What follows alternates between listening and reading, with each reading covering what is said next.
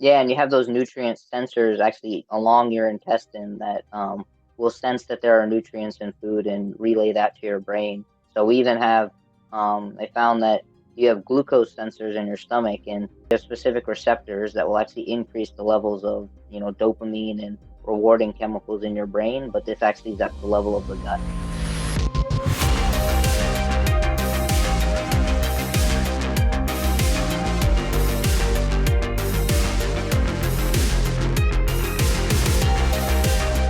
Hello, everyone, and welcome to episode 152 of the SuperSetYourLife.com podcast, your weekly dose of entertainment, education, and inspiration to fuel your life inside and beyond the gym. We are joined today by Calvin Scheller. He is a 17-year-old NASM-certified online physique and nutrition coach, blogger, podcaster, and major carnivore success story.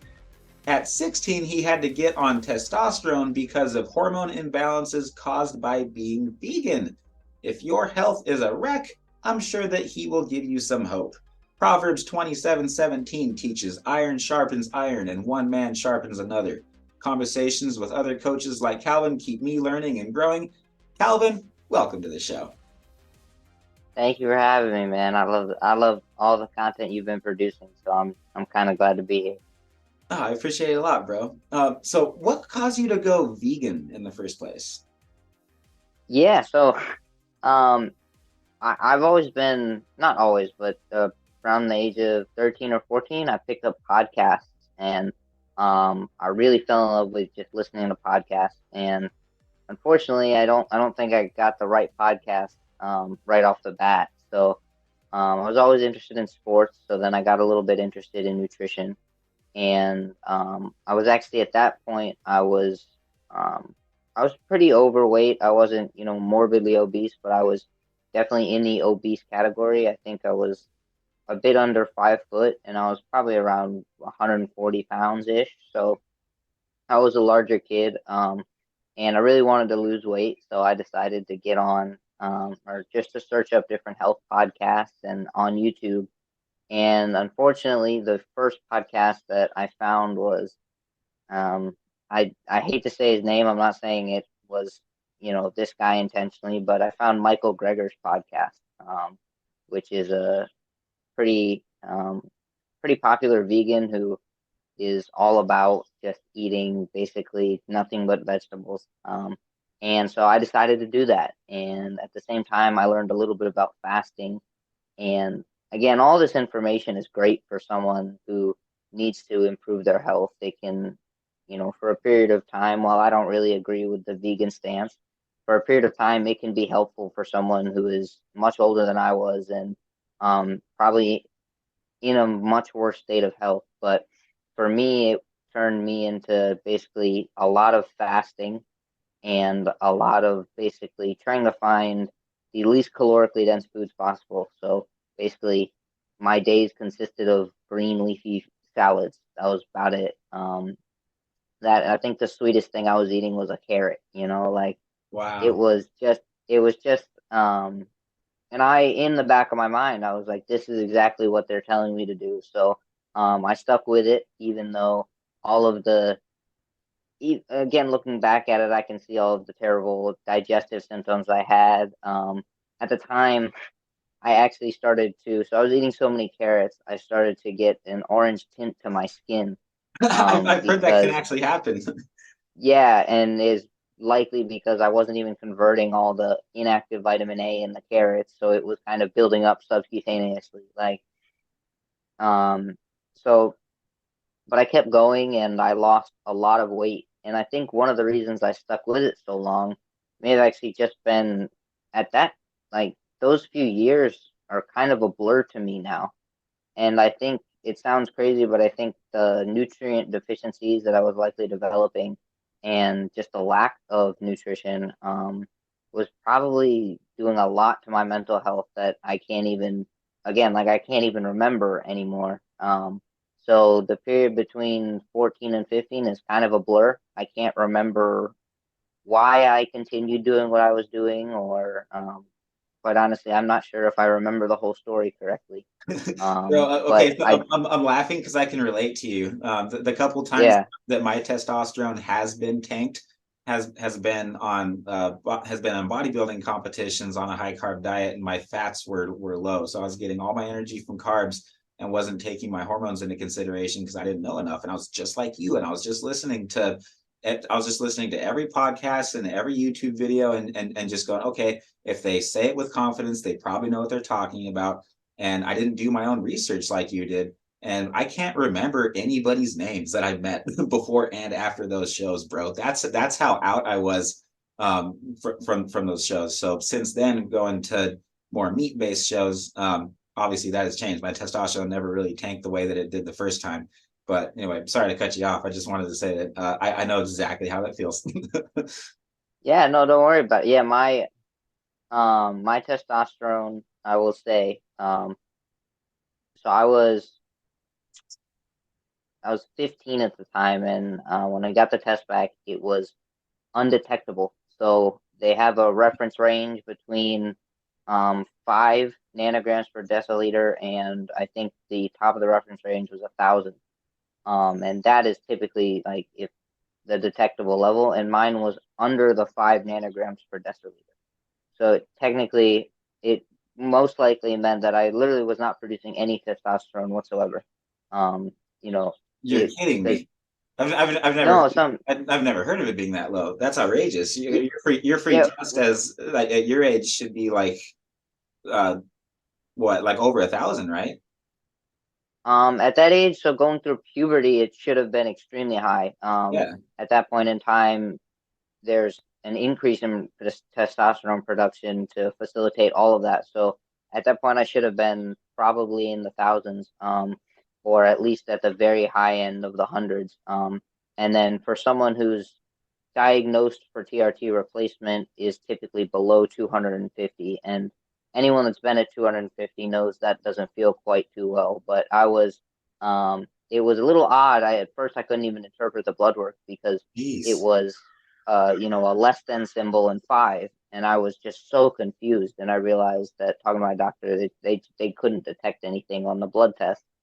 And then we got it tested again because I was very skeptical of that because I'd never heard of that before. And we got it tested again, and I think I was in maybe the 20s. So it definitely was correct, unfortunately. But so Wow. I Yeah, had to, because mine got as low as 80, yeah, and I felt like absolute garbage. And if you were lower than that, my word. yeah, and I had to at that point get on. Well, I think I wish I never got on testosterone replacement. So obviously it was an endocrinologist. So his first thought is put him on, some sort of hormone replacement. And Yeah, they're doctors. That's what they're supposed to do, right? yeah, and unfortunately, while it has so many implications in endocrinology, most endocrinologists don't actually ever even ask about nutrition. So I was never even asked about what I was doing in the kitchen. Um, so at that point, I got directly on testosterone replacement therapy. And looking back on it, I am extremely upset about that because I definitely could have made the positive changes that I needed to. Because I think within the next few months, I actually began learning about the entire process and all of the things that I was doing wrong. And I changed it up within a few months. Started feeling much better, but I was still on this testosterone replacement. So unfortunately, once I got on, the likelihood that I'll be able to get off is very minimal because, especially correlating and corresponding with me hitting puberty, I likely just completely shut down my entire endogenous production. So it's likely that I'll end up on testosterone for a good period of time. And my goal is to work with throughout the next few years to find out a way to get off of it. Oh wow. Sorry about that. To find out a way to get off testosterone. But we'll see if that's a logistical thing. And unfortunately, because I'm so young, there's a peak dosage that they'll give young kids, and that's about 100 milligrams every 2 weeks. So I'm taking 50 milligrams a week at this point. So unfortunately, that's only keeping my testosterone around between 3 and 400, and they won't go any higher, which I understand is kind of a legal issue. But so right now I'm kind of sitting at that 3-400 range. So it's for better, it's much better than sitting at zero, but I'm still kind of suffering the consequences of kind of the bad decisions I made when I was younger. Have you looked into anything PCT wise?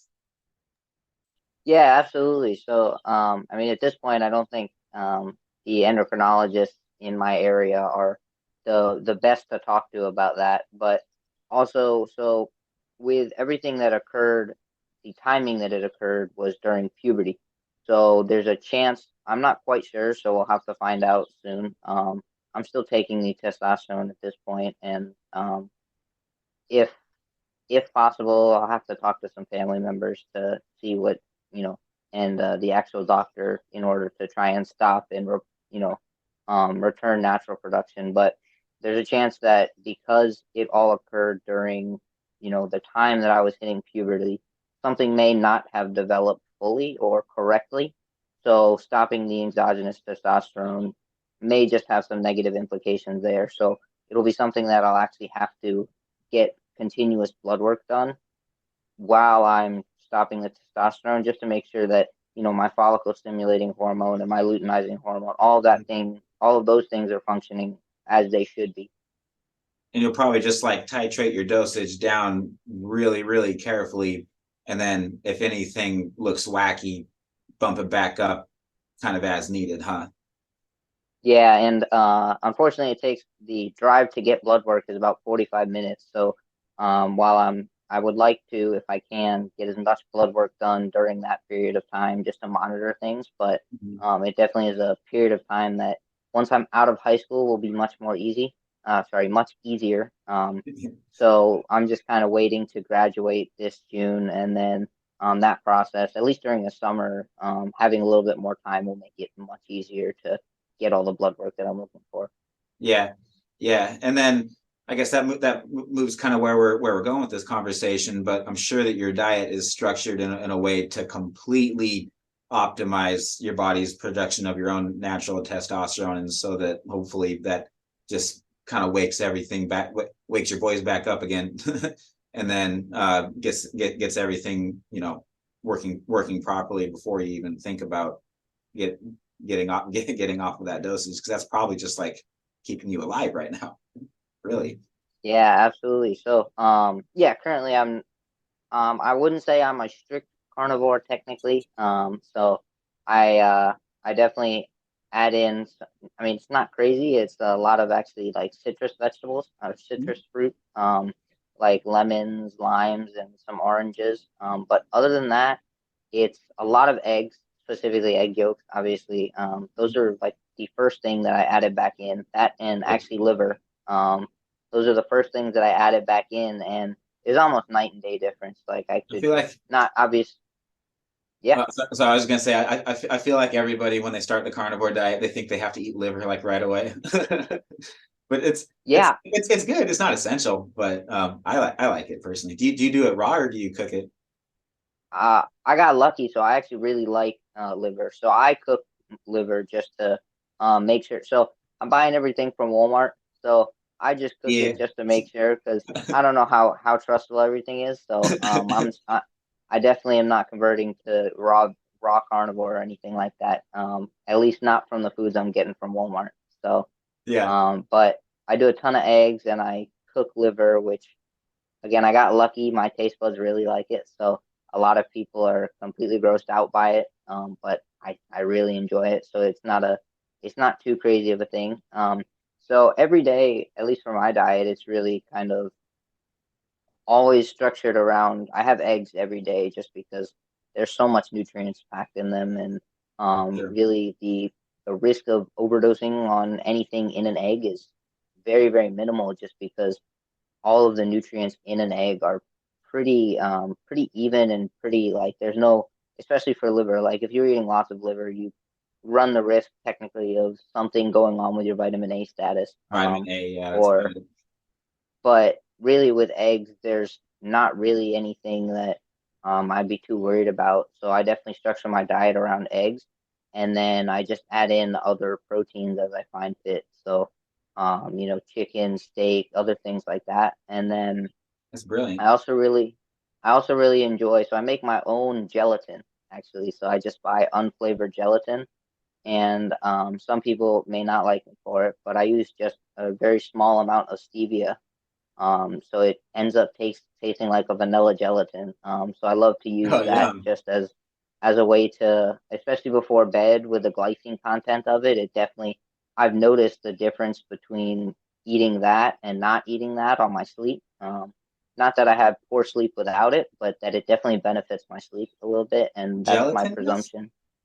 Yeah, so my presumption Really? is the glycine in it is um that's why someone would take magnesium glycinate before bed to improve sleep.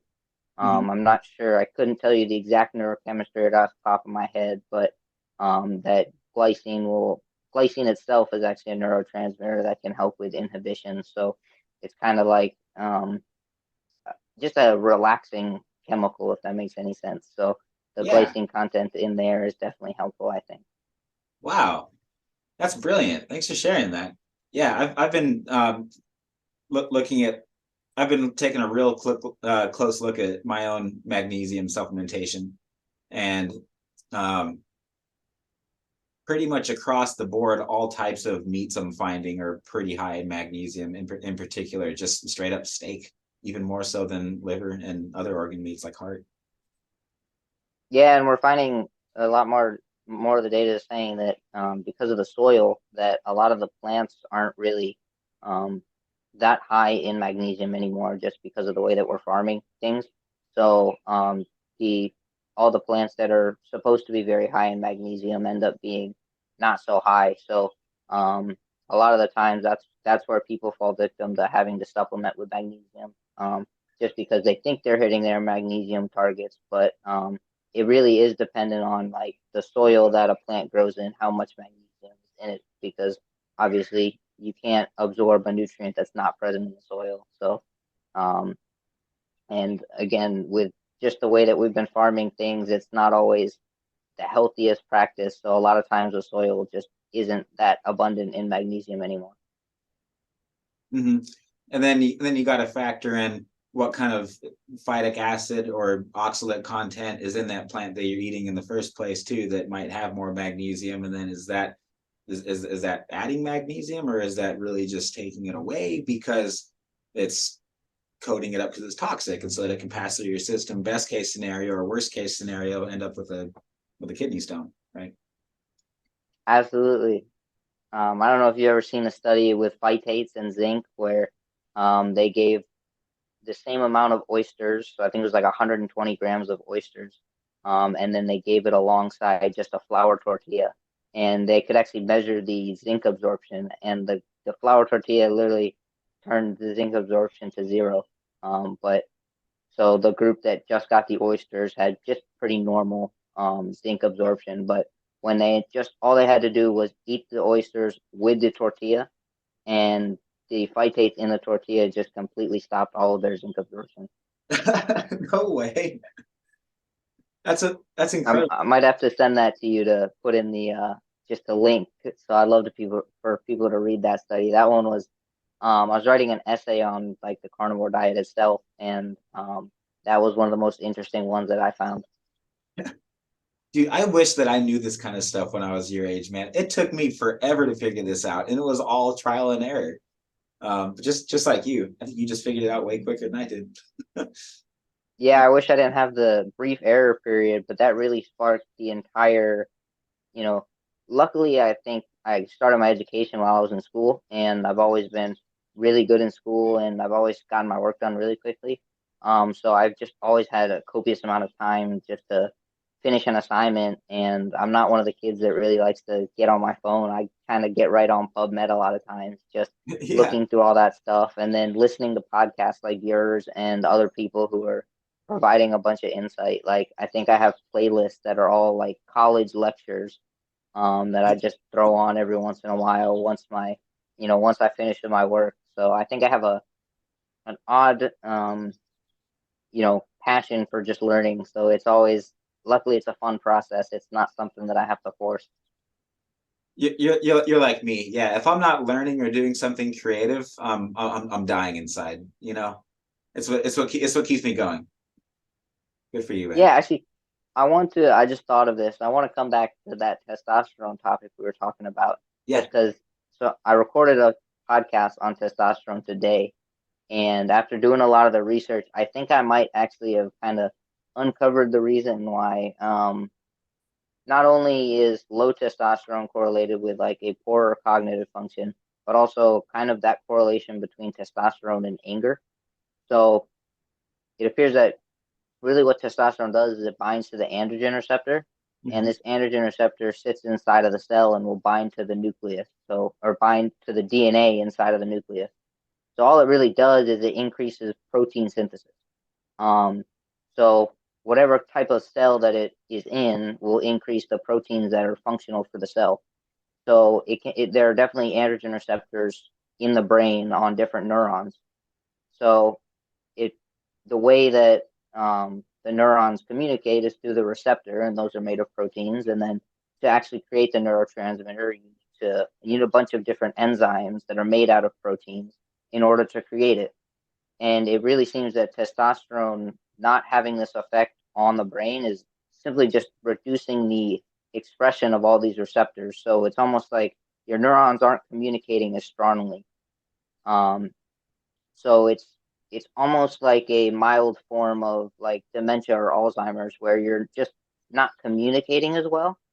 And it's simply because you have less receptors to actually communicate. And one of the big ones they found was dopamine. So they actually did a gonadectomy on a child, unfortunately, and they saw that their dopamine transmission went down to almost zero. But when they actually gave them testosterone replacement, they completely restored the function of their dopamine system and their reward pathway. So it's kind of like having low testosterone kind of almost just shuts your brain down a little bit. It takes it down a few notches, and you're not communicating as well. And the way that you communicate is through these neurotransmitters. So it's like kind of, dampening down your brain function and communication. And then in terms of the anger thing, it doesn't appear that testosterone upregulates only a specific subset of neurotransmitters. It's basically all of those neural connections that you already have in place before you would, get on testosterone replacement. All of those neural connections that you have in place, it just increases the amplitude that they signal to one another. So if you're already a happy person at baseline, it kind of just increases your happiness and increases all that neural transmission. But if you're an angry person at baseline, which would, you can't really put a chemical cascade on that. It might be, increased adrenaline, what have you, but you'll simply just be, producing more adrenaline, and you'll have more receptors. So you'll be more sensitive to the adrenaline. So it's like, it doesn't actually increase anger or increase anything like that. It kind of just amplifies who you are already at baseline, and it just makes it stronger. Wow, that makes so much sense. Dude, Um, this was one of the coolest things I found while I was researching this. Like I was so excited to put the podcast out there because I think someone, at least I hope a few people will pick it up and think that was awesome. So Hey everyone, Coach Taylor Milton here. Welcome to Skullbellz TV, the official YouTube channel of SuperSetYourLife.com, where you're going to discover a weekly upload of quick and easy to follow workout tutorials featuring Coach Colt, myself, or one of our athletes to keep your workouts fun, practical, and effective.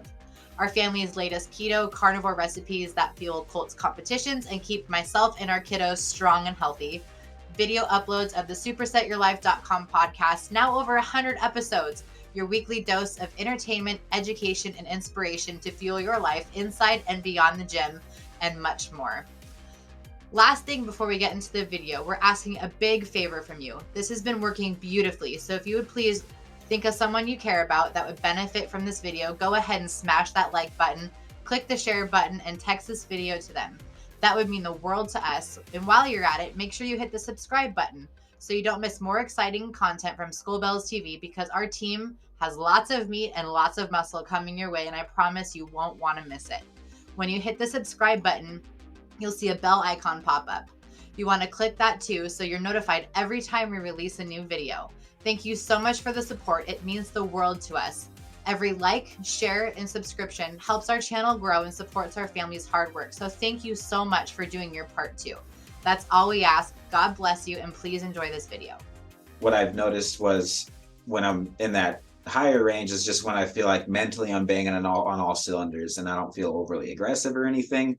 When it gets low, when it has been low, I find that that's when, just like all those brain fog things that you said, but I'm really irritable and really, really angry, like real snappy when my testosterone gets that low. But I like the way that I feel like right now. I can't remember what it was off the top of my head. I think it was around 600 or 700, which is pretty good. I'd like it to be higher, but whatever. We all gotta accept some things as we get into our 30s, right? But that's when I typically feel the most like myself, I guess. So that's really interesting that you explain it that way. Yeah, definitely. And I mean, there's definitely reasons why not eating enough would definitely, despite like not only just the nutrients, you simply just might not be giving yourself all of the precursors to produce testosterone, but cortisol and glucagon and I believe ghrelin, actually, they all kind of stimulate the production of this specific peptide called neuropeptide Y. And this will actually feed back onto the actual neurons that are required. Sorry, I had to film outside today. You're It's good. a nice day out. But this neuropeptide Y actually feeds back onto what are called gonadotropin releasing hormones, the neurons for this hormone. And this is kind of the signal from the brain to actually start the production of testosterone. And this kind of feeds back and inhibits that neuron.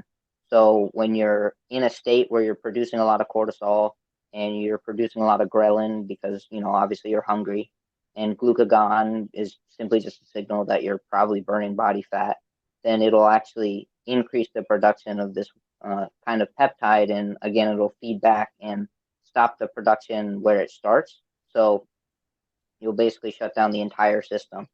And obviously it makes sense if you look at evolution.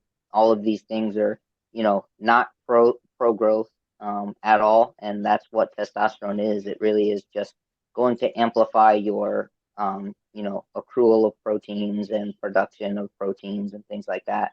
So at a period of time where, you have high ghrelin levels, so you're probably hungry, and you have glucagon, so you're actively catabolizing tissue, you're not going to want to promote trying to retain protein in muscles and things like that. Right.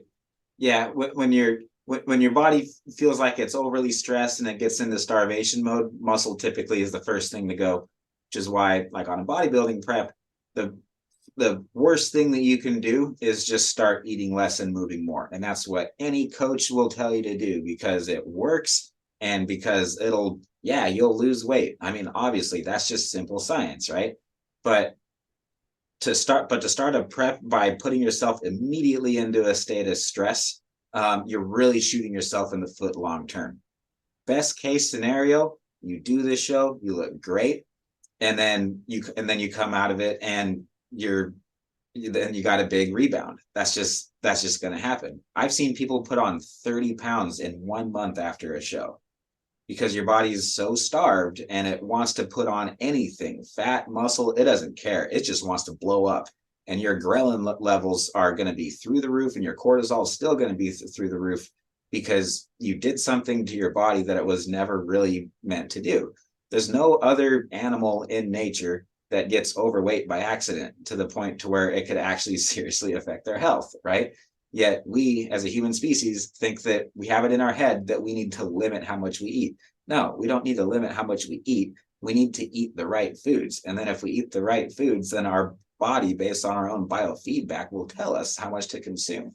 And so best case scenario, you do the show and you do good, but you wreck your health. And worst case scenario, you don't even make it to the show because you wrecked your health before that.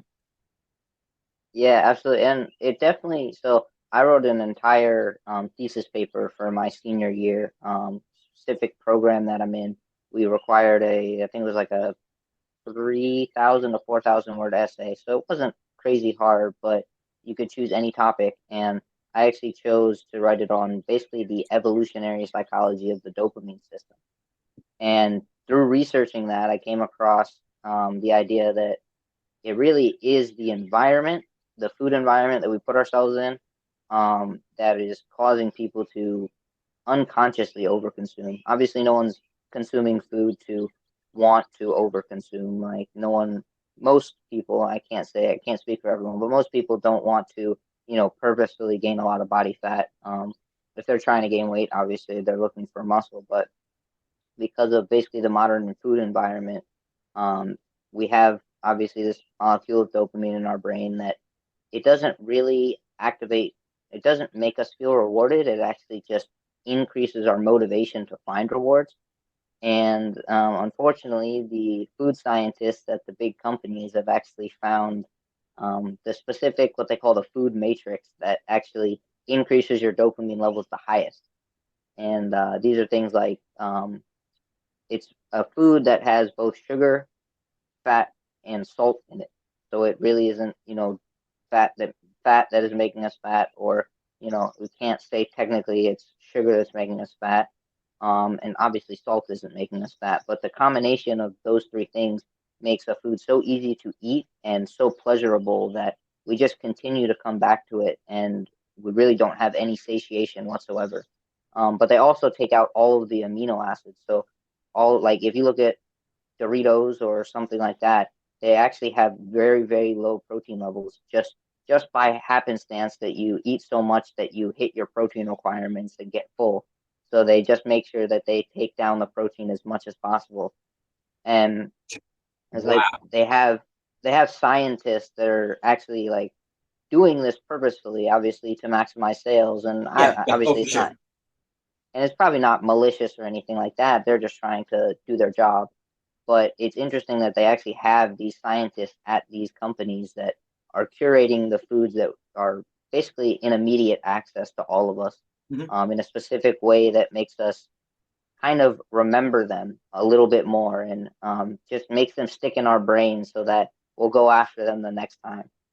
I don't know. I don't know what the exact study is, or if this is even 100% true or not. But I heard that, and it sounds believable that there's scientists, just like you said, that work for chip companies that make the chip literally melt in your mouth, and so that you're finished with it, and so you have to pick another chip at a specific time, and it makes you go through the bag of chips faster. Have you ever heard that? Yeah, I'm not quite sure. So I know that they add in specific, or they kind of curate the texture in a way that it does melt in your mouth, so it doesn't. And it also, the way that it melts, you do have some satiety mechanisms that are like, they're called volumetric satiety Yeah. mechanisms. So basically, you have receptors in your stomach that will actually stretch and signal to your brain that you're full. And this is how technically, like, eating a lot of vegetables at once, you can trigger this volumetric satiety, but it's not the nutrient sensing satiety that will typically last for much longer. Right. And that's why um you feel confused. That's why your gut just feels like a wreck when you consume so much fiber at one point. It's just empty volume, and your stomach's like, what do I do with all this? We're full, but yet we're not full because we don't have the nutrients that we need. yeah, and you have those nutrient sensors actually along your intestine that will sense that there are nutrients in food and relay that to your brain. So we even have, they found that you have glucose sensors in your stomach, and if you completely remove taste receptors, for, like, in a mouse, you completely remove their taste receptors, they still have the ability to pick the solution. So they either get water or a solution with glucose in it, and they can actually pick out the solution that has the glucose in it, even though they can't actually taste anything, because you have specific receptors that will actually increase the levels of, dopamine and rewarding chemicals in your brain. But this actually is at the level of the gut. And that's why they say that I got a gut feeling. Yeah, you do, because because you have brain cells in your gut. Yeah. So what was? Sorry, you said what was the study you thought you have read? Oh yeah, it was just what you were saying. It was just there's people on staff that are getting paid to figure out how to make these products more addictable and more accessible and to make you eat more. Oh yeah, yeah. I've seen one, or at least I've heard one of the guys who's been in this company, in like throughout these companies, say that I think for Doritos they actually change the amount of seasoning that they put on the chips. So like some chips will have extra seasoning and some chips won't have enough. And for some reason this triggers us to like never feel satiated or never feel satisfied. I think satisfied would be a better word to use it. So like if we eat a chip that's got a lot of seasoning on it and then we pick up a chip that doesn't have much seasoning on it, we're wired to want to keep eating until we find a chip that has a lot of seasoning on it. For some reason we can't end on something that's, technically lesser than what we experienced prior. Oh So we're yeah, that's always the law of trying to, diminishing return. That just straight up sucks. yeah, so it's like you're always trying to find the best chip.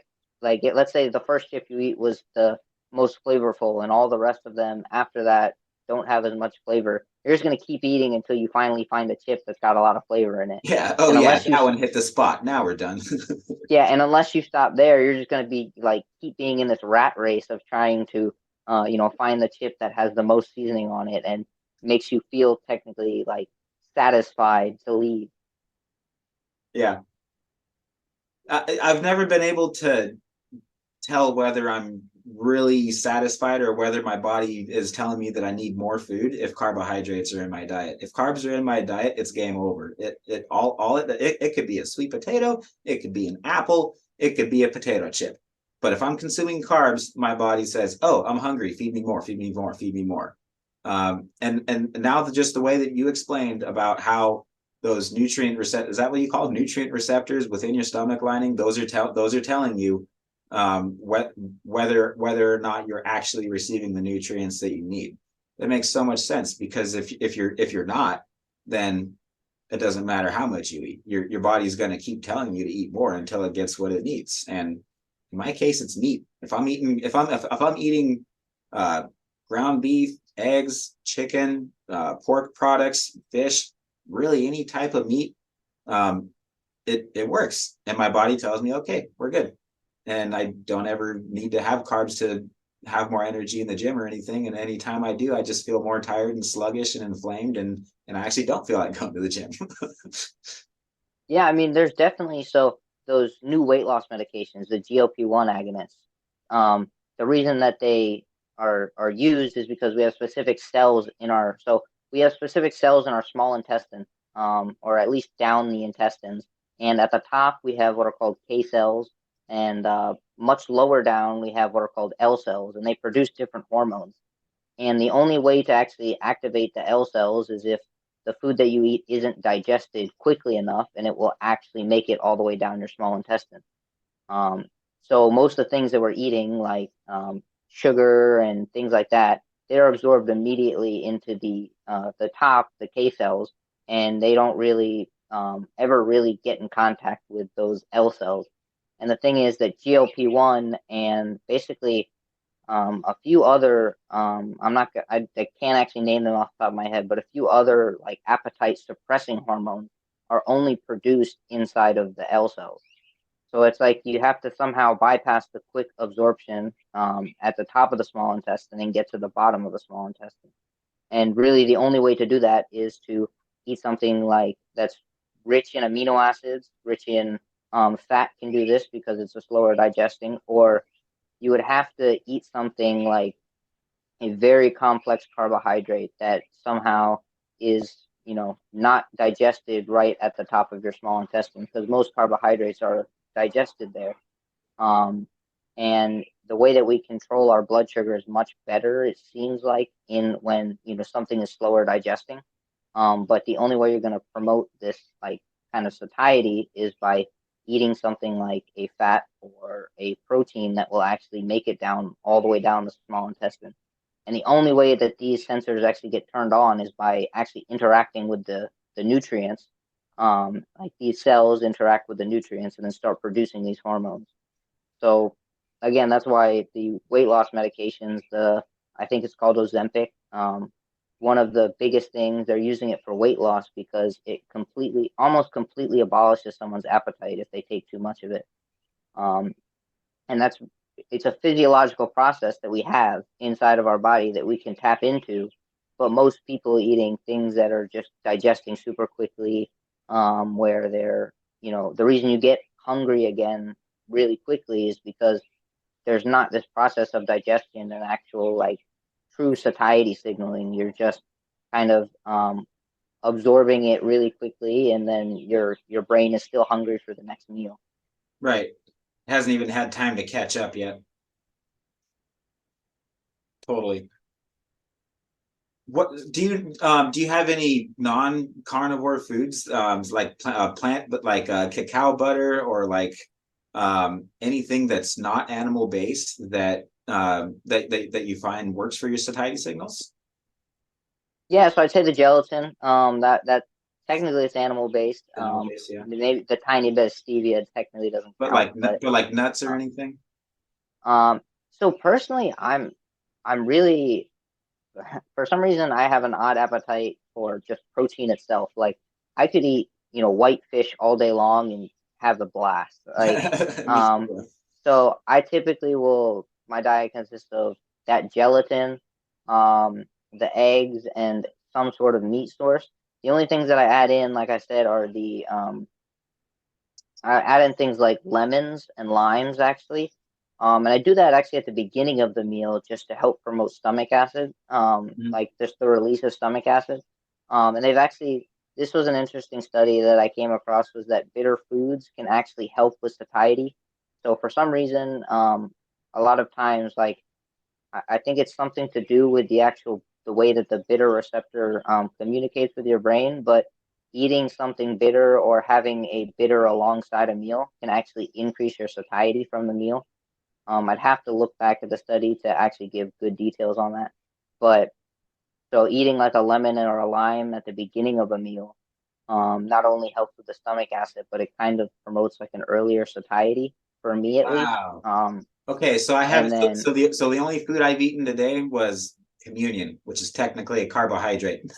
so I'm basically fasted. But I'm gonna try that though. So when I break my fast, I'm gonna do it with a little bit of lemon juice, probably like in yogurt or something. That's a pretty good combination.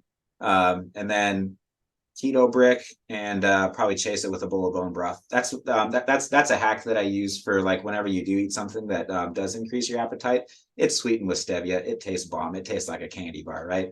And so having just like even 8 ounces of bone broth afterwards, or like it could be ground beef out of the fridge, or just like anything really. It's like, oh, boom, and then it shuts off my appetite. So let me run this one by you. I think that the reason that happens is because it's not because when I would consume something that's sweetened with stevia, even like a sweetened BCAA beverage or something, and artificially sweetened like with sucralose, I've tested it. It doesn't knock me out of ketosis, and so I don't think that there's like an insulin response or anything. And so what I'm thinking is it's a dopamine response to where my brain chemically is just wanting more of that. And then consuming something that's animal based kind of shuts that off. Does that make sense? no, definitely. I mean, Okay. I definitely couldn't give you a solid answer on that. But it would make sense that you have kind of that release. So the way that I've made sense of it is that the way that you really feel satiated is obviously through some different hormones, but also serotonin seems to be a big part in that. And one thing that when you increase your levels of dopamine, it'll actually decrease your levels of serotonin just slightly. So, and really the only way to actually produce serotonin really is through actual nutrients. So it would make sense that you increase your dopamine levels a little bit with the artificial sweetener. And then I don't know if you've ever heard of the pleasure pain balance, but basically you have a baseline pulse of dopamine. It's called your tonic dopamine. And every time that you feel what they call like a dopamine hit, it's when you basically the pulse rate actually just increases for a period of time. But every time that you increase your dopamine, there's a subsequent decrease that doesn't, so you don't come back to your baseline levels, you actually go below baseline for a period of time. And this is why something like addiction, where you have very high levels of dopamine, often leads to depression because you end up suppressing your dopamine so much, just trying to, it's basically like a balance, and you're just in this chronic state of low dopamine whenever you're not taking a drug or anything like that, because your body is simply trying to restore this pleasure pain balance. So if you do something that increases your dopamine, you'll get a lower feeling. But what this actually triggers is like a craving. So you'll start craving to really anything else that would increase your dopamine. And on top of your mind, you've just, maybe you drank something with sweeteners in it. Mm-hmm. So then you're now, that increased your dopamine. And then this puts you in a state of lower dopamine. And what's on your mind now is going to be consuming. So you're going to look for other foods or other things like that to try and raise your dopamine levels again. It's kind of like, putting yourself in a more likely state to actually crave more food, if that makes any sense, because you gave yourself this, increased kind of reward sensation, but you didn't match it with the subsequent like satiety. 100%. When I got someone on my meal plan, my whole goal is to get them to stop eating carbs and to stop eating all this stuff that I know is damaging their body, right? So that they can eat what their body needs.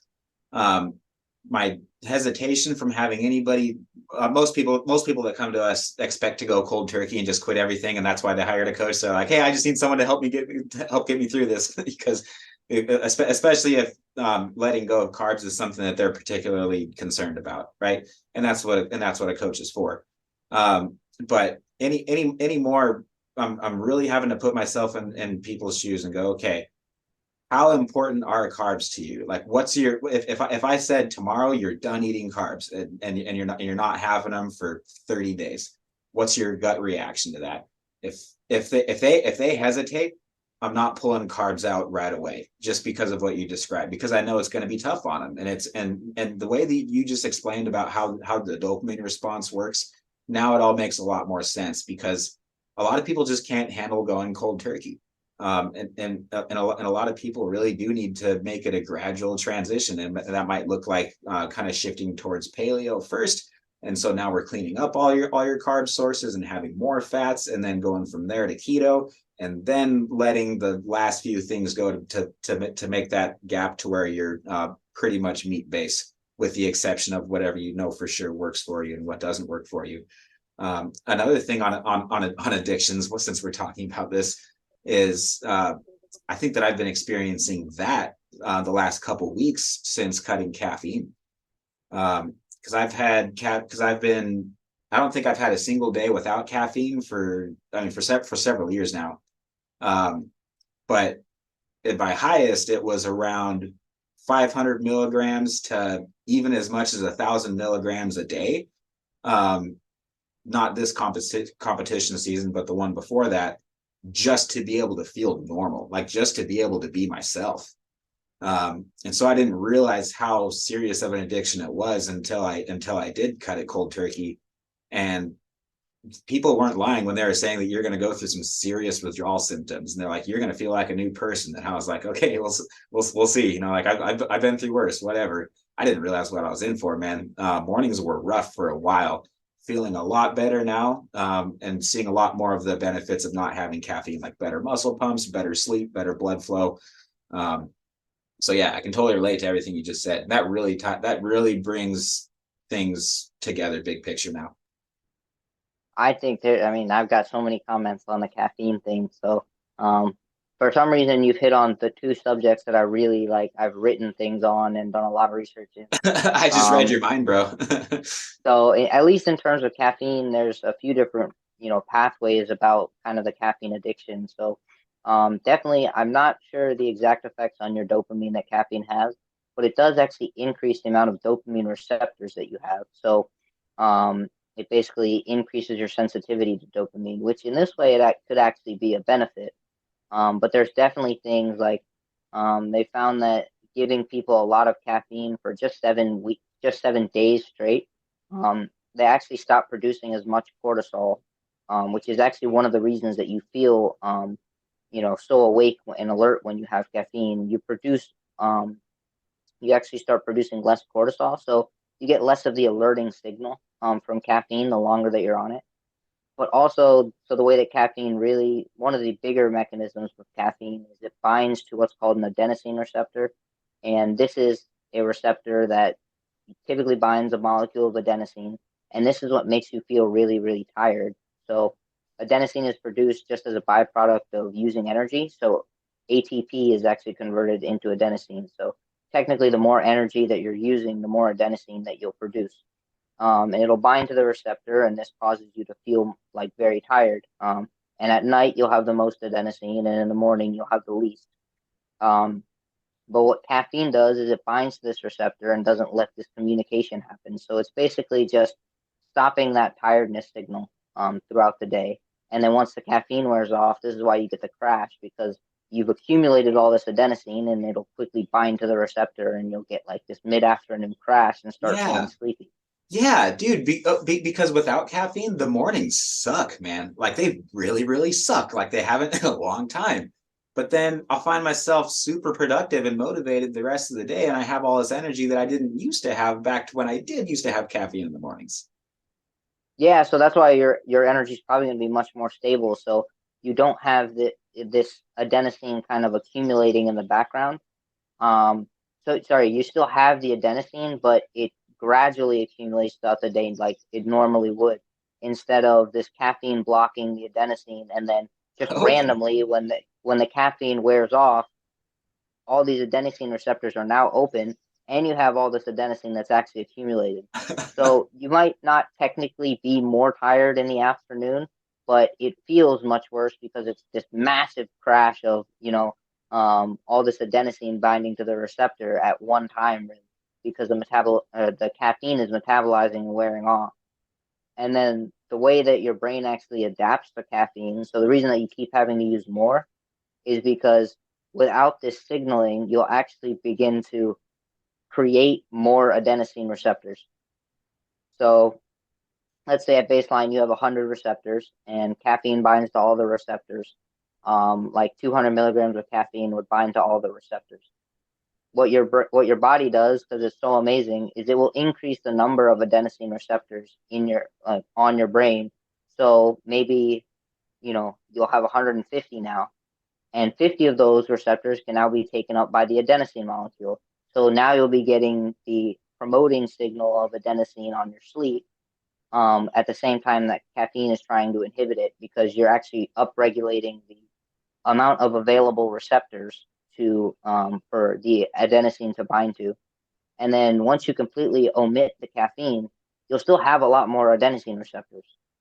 So you'll basically have upregulated your sensitivity to this adenosine molecule.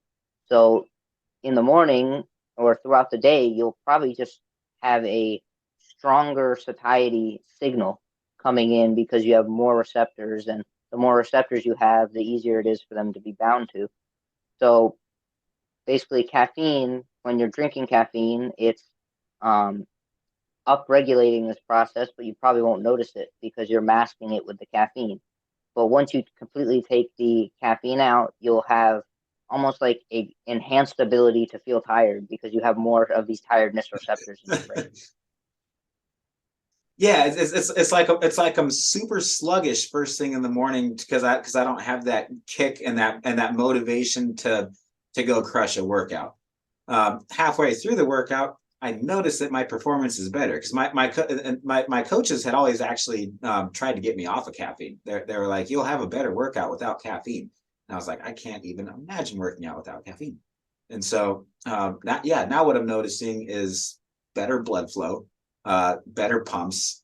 I feel stronger, and I just have an overall better sense of well-being and less anxiety throughout the day.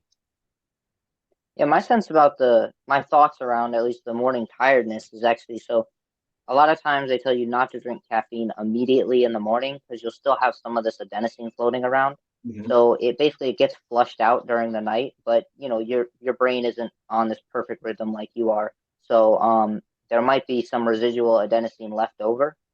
But then again, because you've been drinking caffeine for so long, you have more of these receptors. So there's going to be a lot more to flush out. So the likelihood that there's going to be still a little adenosine left when you wake up immediately in the morning is probably much higher because you were drinking a lot of caffeine beforehand. Um, so this morning tiredness is likely because you just haven't completely flushed out all the adenosine. So you still have this kind of this background signal, background noise of kind of promoting sleep.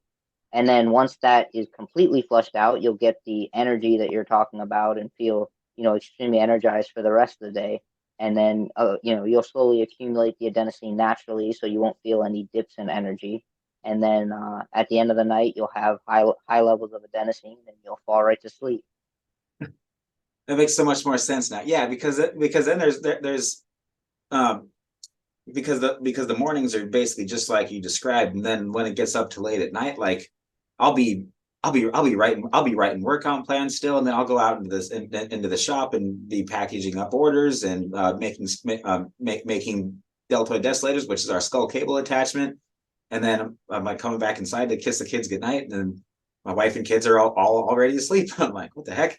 It's 10 o'clock at night. Wow, where did that time go? And then in the morning, it's like, oh, here we go again. So, but I've noticed a trend upward in the right direction though, and so I guess what you're saying is that that's to be temporary, because I just haven't fully made that transition yet. I guess I should tell you I was also going from about 300 milligrams a day, eventually down to the last couple of weeks we're at 200 milligrams. Then I was like, enough of this garbage. I'm just gonna go straight from 200 to 0. Yeah, so I'm not. I get then. I can't give you definite answers, but it does sound like it's kind of just a slower recovery process because of overusing caffeine for so long. It's kind of like robbing Peter to pay Paul. Like the Yeah. price what you were doing yesterday is now going to cause this impact today that you're just trying to kind of recover from. Same thing with that whole dopamine system is Mm-hmm. your brain will actually upregulate, certain things so that when you're in this state of very high dopamine, you'll, you'll actually downregulate the amount of dopamine receptors you have. So high dopamine causes you to downregulate the receptors. So even though you have high dopamine, you're technically not going to be sensing it as much. And again, this is just a physiological response to try and find homeostasis in something that's non-physiological. And caffeine itself is not something that we've ever really had to deal with. So it's kind of like a response to get back to what is technically normalcy when you're drinking a ton of caffeine by, increasing this, you know, because caffeine is only increasing your wakefulness, the body has a reactive response to increase your ability to feel tired so you can get to sleep on time. And then once you pull out that, kind of, I guess, fake um, wakefulness chemical being caffeine, then you still have to deal with this extra tiredness signal that you have that you've kind of built up. So it's just a process of letting your body, because now you're probably going to be in a state that's, abnormally tired.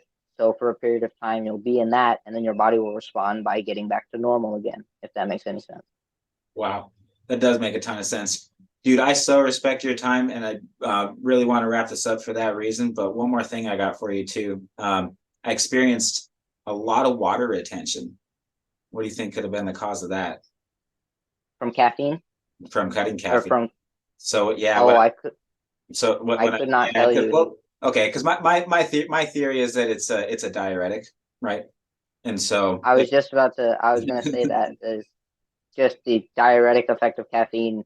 I'm not sure if you've built up if it's a thing, but you may have somehow built up an enhanced ability to retain water to maintain normal fluid balance because of all the caffeine you're drinking. So it kind of stopped having that diuretic effect. And then once you pulled it out, you continue to. This is the same reason that you would do something like water loading, where you drink a lot of water, and then like for 2 days you might drink 2 gallons of water, and then on day 3 you'd only drink a gallon. But because your body's still expecting to intake the 2 gallons, you'll basically urinate out about 2 gallons of water, or what you would normally urinate if you're drinking a lot of water. And this is how people get or like a natural diuretic effect, because they excrete more water than they're actually taking in, because their body is expecting to have more water intake. So this might be You, just kind of you, you just explained my peaking protocol for bodybuilders. That's what yeah, I did I that. do I it, did that because with one. you just I did that with pound one of water my like friends. crazy and then stop, and then you just keep peeing because your body hasn't figured it out yet. And you got about Absolutely. 24 hours where your abs look great.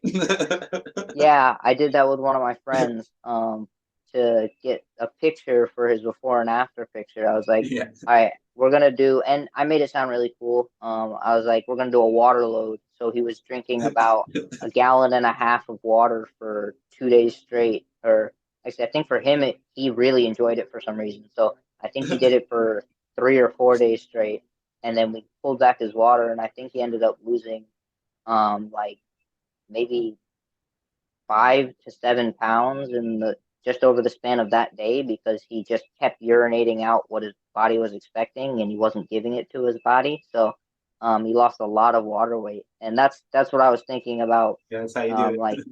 because you're drinking so much caffeine, your body kind of just learned how to retain more water in order to not get dehydrated from all the caffeine, and then you ended up pulling out the caffeine, and your body was still expecting this, um, you know, dehydration to be caused by the caffeine all day. And since you no longer have that, you're still kind of holding on to water for a period of time. And has it worn off? Um, let's see. No, I'm still. Let's see. I went from when I cut caffeine, I think I was about 204, 205, and I jumped all the way up to 208 when I after I cut, and I'm back down now to I think this morning I was 206. So I think it's headed in the right direction. And my macros have all been basically the same, because I don't want to titrate them down too quickly, because I don't want a stress response. And also, cutting caffeine has been a bit tougher than I thought it would be. So the last thing my body needs is any additional stressors on top of moving and on top of the other life stressors, right? We all have them. And so anyway, I guess what I'm trying to say is nothing has changed in my diet to cause me to really need to signal muscle burning or excuse me, muscle building or fat storage. So it was definitely water weight.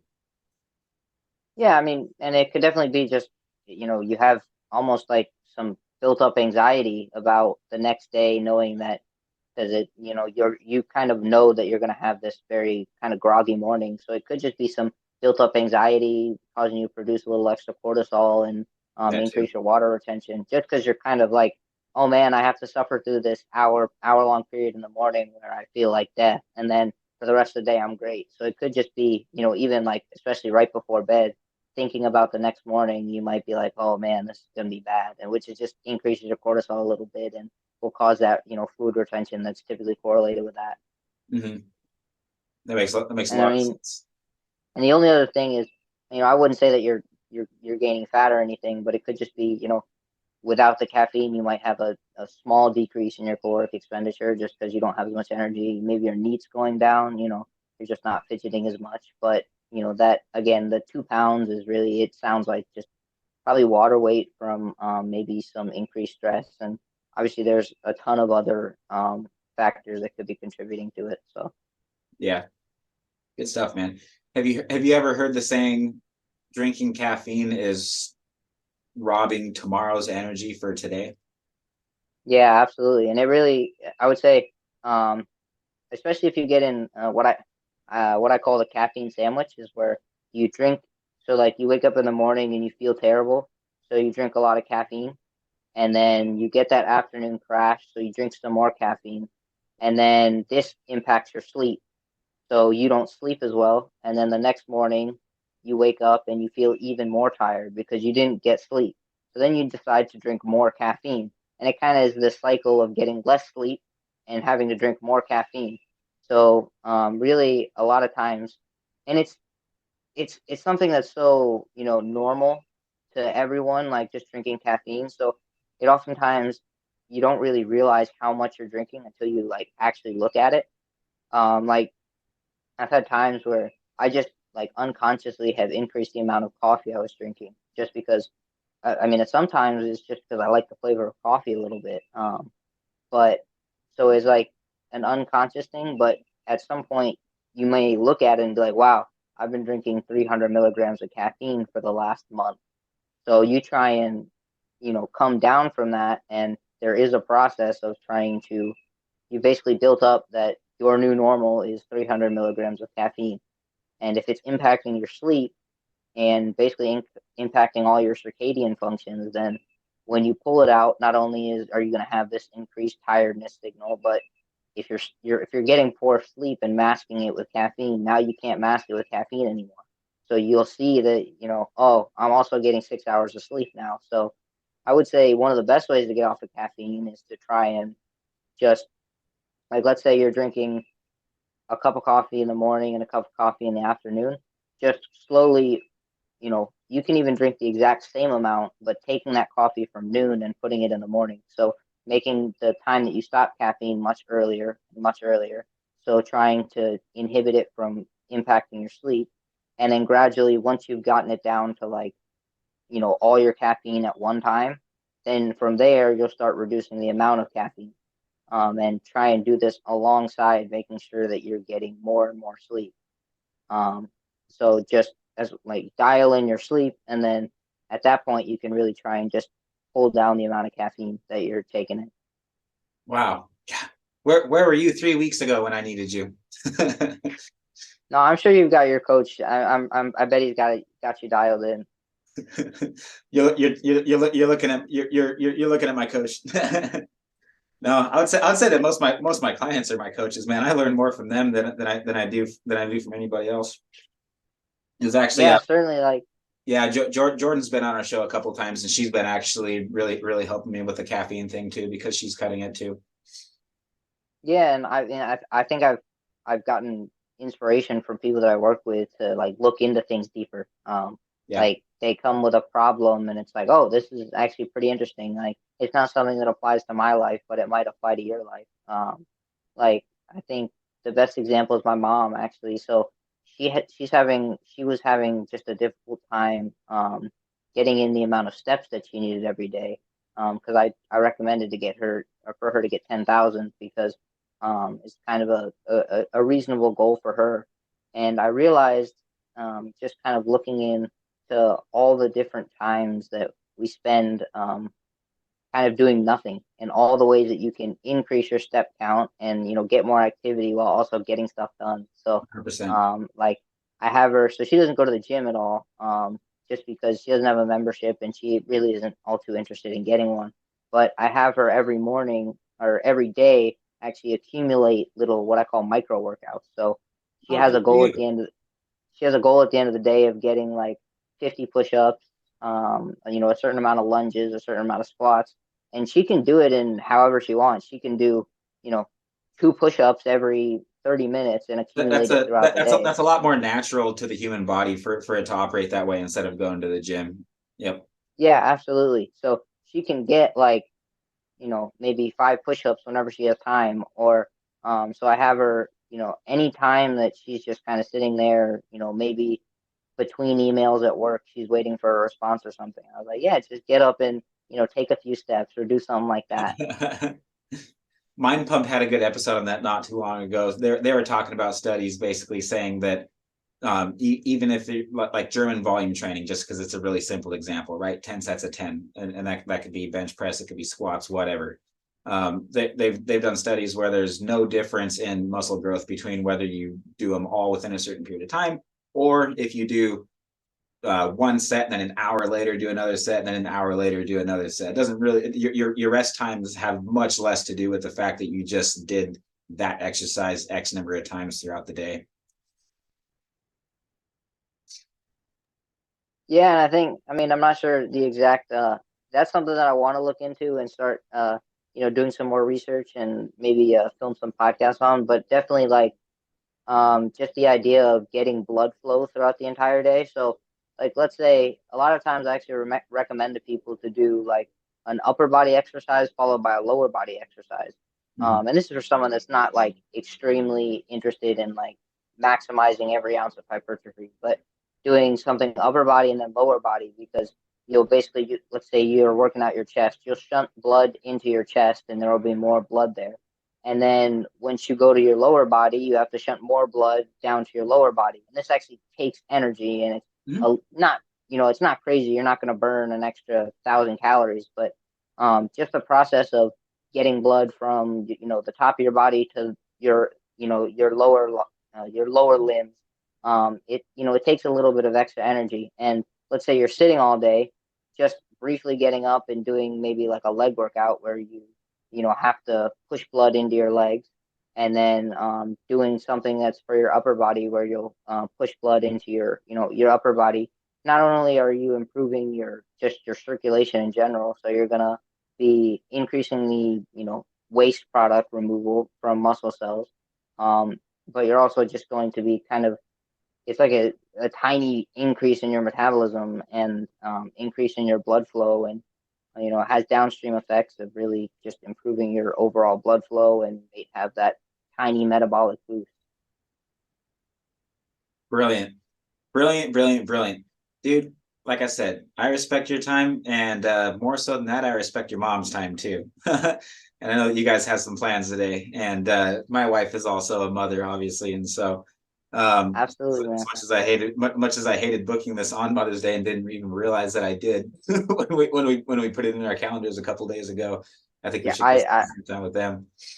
Yeah, I didn't even realize it until I think this Friday when I was looking at the calendar, and the Google Calendar has Mother's Day in it, and I was like, oh god. I know. I heard it on the radio early last week, and I was like, crap, I totally have meetings that day. Yeah, I mean, so unfortunately, one of the weird things about me is like I have an odd ability to remember things about like nutrition and stuff like that, but my like memory for dates and directions. Dude, okay, you are definitely talking to the same person, just on the other side of the United States, man. Yeah, Absolutely. that's like, me. Like I couldn't back out of my driveway without a GPS. It's pretty bad. So I think it kind of just shows that I really definitely am interested in the topic of health and nutrition. So Bro, that's okay, really where my passion's at. so are you the kind of guy to where it's like when you focus on something, just like you forget about everything else in your peripheral, and there could be like an emergency happening, and unless someone comes and says, look, there's an emergency, you're just like so buried in your own work that is that Yeah, it's how kind your of brain operates?